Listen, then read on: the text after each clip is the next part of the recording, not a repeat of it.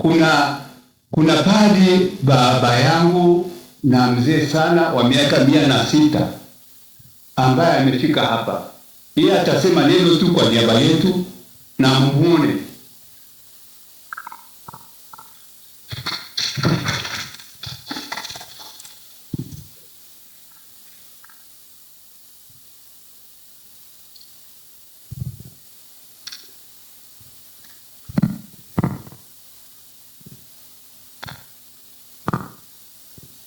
Mimi karibu sina cha kusema.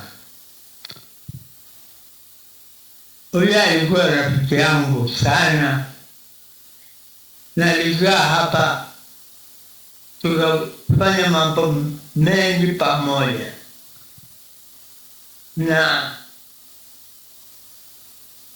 nimeshangaa, nimeshtuka sana kusikia amepia kwenye kiti.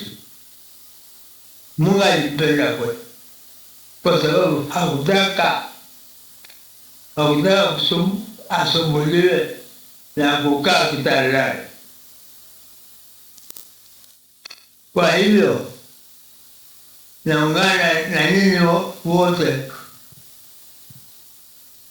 kutoa pole kwa kuondoka kwake. Nimekuja tu walau nifike katika haya mazishi yake, kwa sababu mimi mwenyewe unaniona hali yangu, lakini basi kwa kuwa ni rafiki, nimekuja nitoe pole kwa shirika na hasa nifike kwa haya mazishi. Raha ya milele umpe Bwana, apumzike kwa amani.